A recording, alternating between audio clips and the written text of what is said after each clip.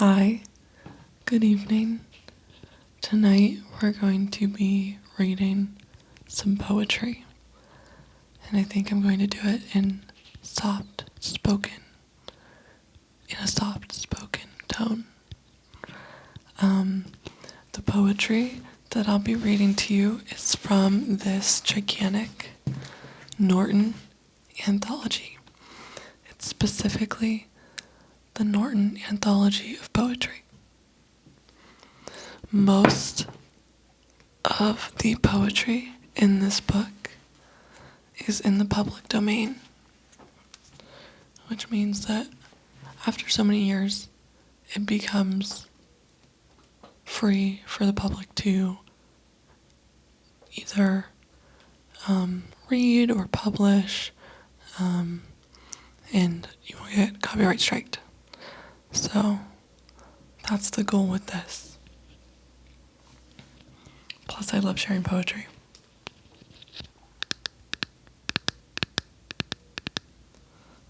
So I can tap on the book. And I wanted to do this video specifically because there will be page turning as well as me talking.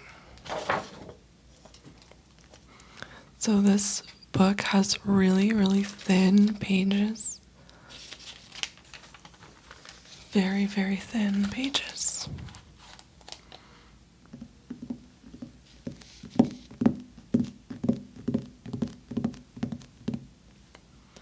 And today I thought we could specifically read some of Emily Dickinson's poems. There's plenty of poems in here, and I was thinking I can make this a series. There's Astrophil and Stella by Sir Philip Sidney. Then we have a collection of Shakespeare's sonnets.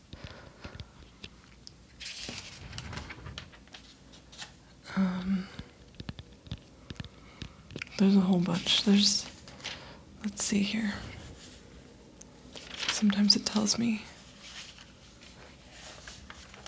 what year they're from.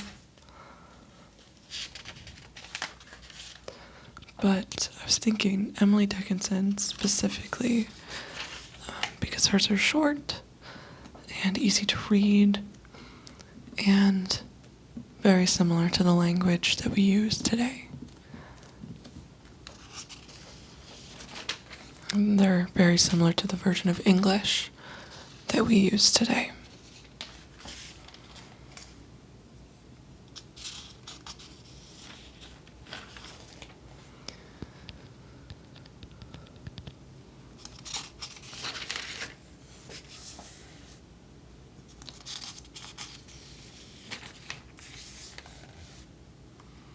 Here we go. Emily Dickinson. Okay.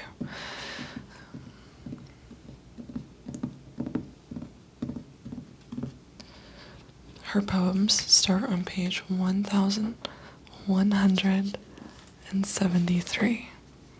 1173. I went too far. I accidentally turned to Robert Frost, which I was thinking would also make a good video. 1173. Okay. Her poems, at least in this book, do not have titles. They are numbered. And this is an anthology. It does not include every single poem. It just includes the most popular ones that people talk about the most.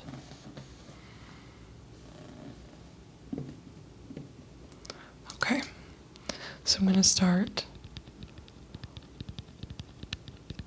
with the third poem that's included.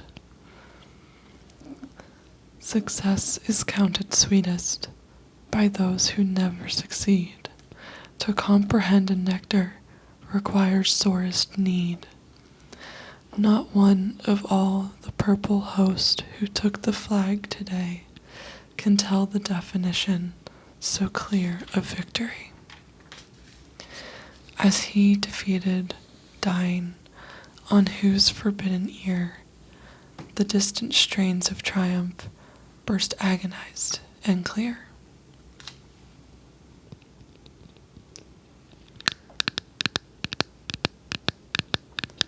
Let me find another one. There's so many. Here's one.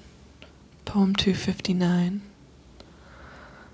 A clock stopped, not the mantles, Geneva's farthest skill. Can't put the puppet bowing that just now dangled still. An awe came on the trinket, the figures hunched with pain, then quivered out of decimals into degreeless noon. It will not stir the doctors, this pendulum of snow. The shopman importunes it, while cool, concernless know. Nods from the gilded pointers, nods from the seconds slim, decades of arrogance between the dial life and him.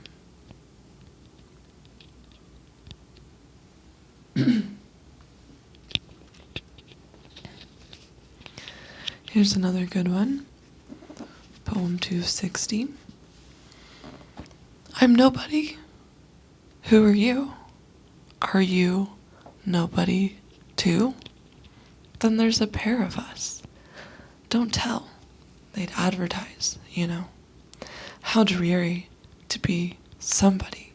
How public, like a frog, to tell one's name the livelong June to an admiring bog.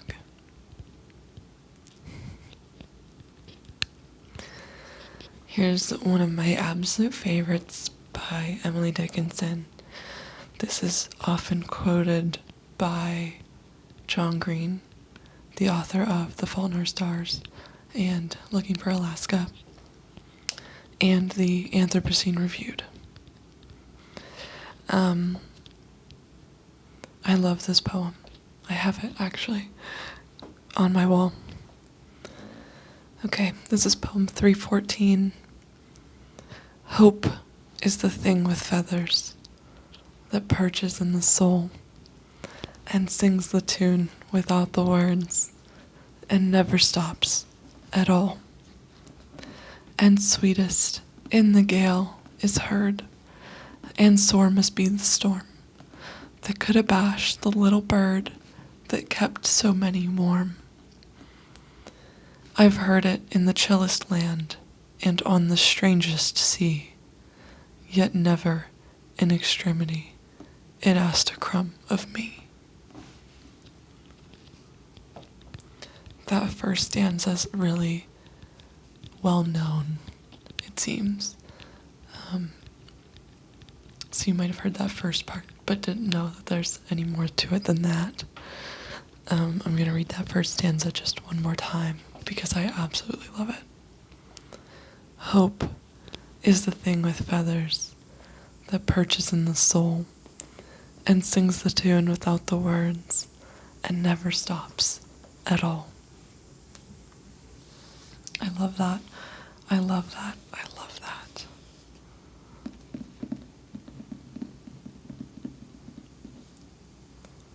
Okay, let me find another one.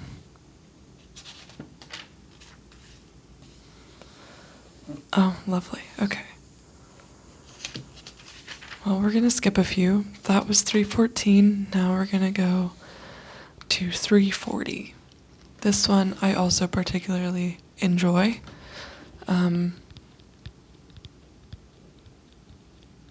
I'll read it and then talk about it a bit. I felt a funeral in my brain, and mourners to and fro kept treading, till till it seemed that sense was breaking through. And when they all were seated, a service, like a drum, kept beating, beating, till I thought my mind was going numb. And then I heard them lift a box and creak across my soul with those same boots of lead again. Then space began to toll, as all the heavens were a bell, and being but an ear, and I and silence, some strange race, wrecked solitary here. And then a plank in reason broke, and I dropped down, and hit a world at every plunge, and finished knowing then. This is another one that has a very popular beginning line. I felt a funeral in my brain. A common description of what it's like to have depression. And I think it's so interesting that someone so many years ago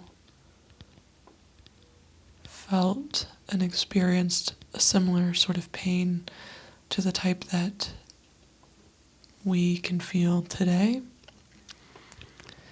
And that's just one of the things that I absolutely love about literature of all sorts. Okay, let me find some other ones.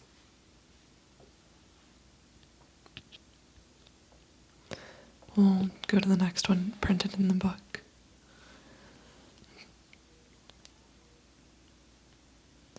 This is poem 348. I would not paint a picture. I'd rather be the one. Its bright impossibility to dwell delicious on. And wonder how the fingers feel, whose rare celestial stir evokes so sweet a torment, such sumptuous despair. I would not talk like cornets. I'd rather be the one raised softly to the ceilings, and out and easy on, through villages of ether, myself endued balloon. By but a lip of metal, the pier to my pontoon. Nor would I be a poet, it's finer, own the ear, enamored, impotent, content, the license to revere. A privilege so awesome, what would the dower be? Had I the art to stun myself with bolts of melody.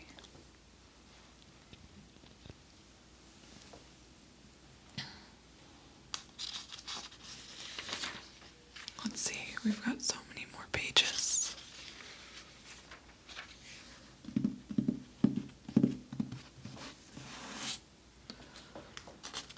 This is one of my favorite books. I love anthologies in general, though. I have a lot of them from classes that I took, but also just because I enjoy reading them and I enjoy collecting literature.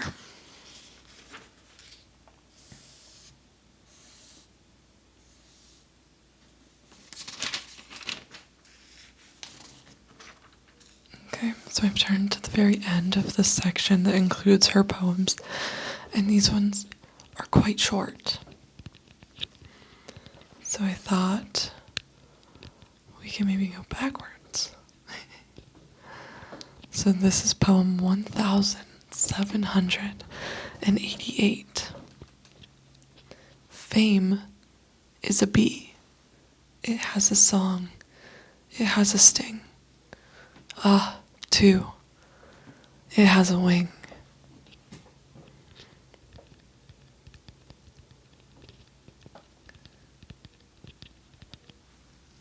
Here's another sad one. 1108. The bustle in a house the morning after death is solemnest of industries enacted upon earth. The sweeping up the heart and putting love away we shall not want to use again until eternity.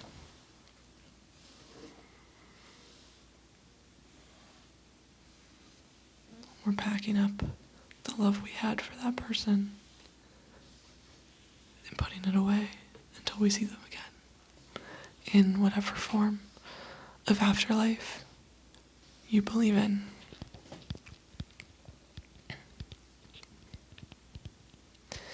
And another one. 1773. My life closed twice before its close. It yet remains to see if a mortal unveil a third event to me, so huge, so hopeless to conceive, as these that twice befell. Parting is all we know of heaven, and all we need of hell. Lots of sad ones.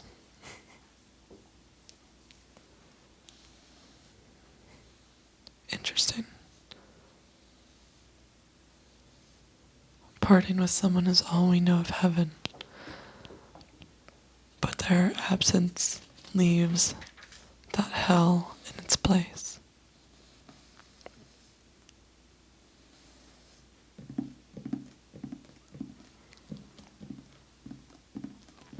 Also, just a side note, I hope I'm pronouncing everything correctly. If there's any Emily Dickinson scholars watching my video, I do apologize for any mistakes.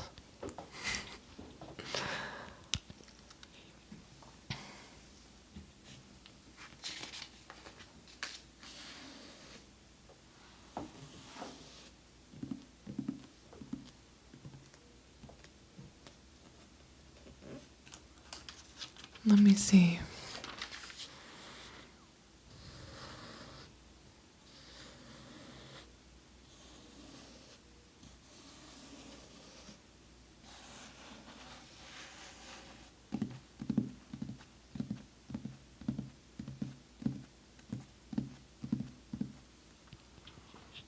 Okay, this poem is number 935. As imperceptibly as grief, the summer lapsed away, too imperceptible to last, to seem like treachery. A quietness distilled as twilight long begun, or nature spending with herself sequestered afternoon. The dusk drew earlier in, the morning foreign shone, a courteous yet harrowing grace, as guest that would be gone. And thus, without a wing, or service of a keel, our summer made her light escape into the beautiful. That one's sweet. Our summer made her light escape into the beautiful.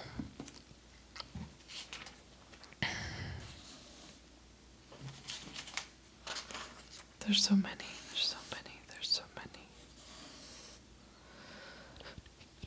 Poem 588.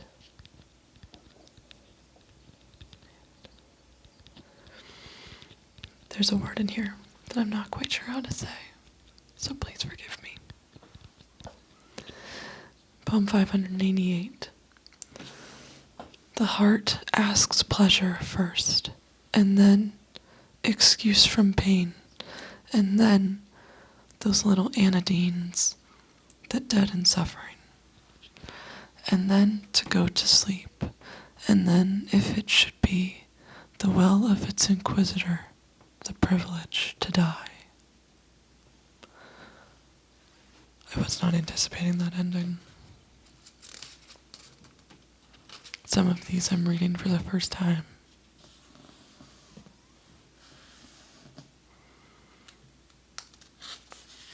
I think to close out, I'm going to reread my two favorite ones by her.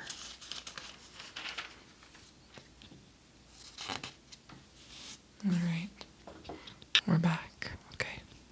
260 and 314. 260. I'm nobody. Who are you? Are you nobody too? Then there's a pair of us. Don't tell. They'd advertise, you know. How dreary to be somebody. How public, like a frog.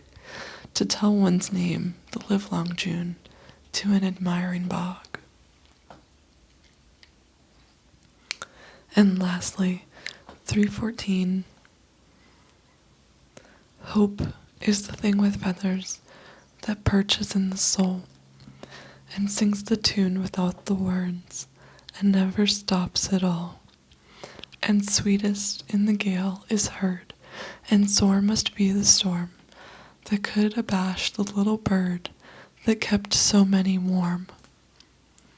I've heard it in the chillest land and on the strangest sea, yet never in extremity it never asked a crumb of me.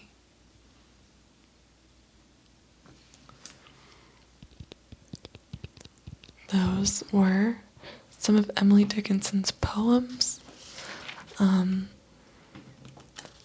think I'm going to make this a series. There's so many poems in here by so many different people, and I can really do a different video for each, or for my favorite poets, as long as it's in the public domain. I really hope you enjoyed this video. I really love poetry, and I love sharing poetry. Maybe one day I could also share some of my own in an ASMR video. But yeah. So again, I hope you enjoyed the video, and I will see you in the next one. Bye!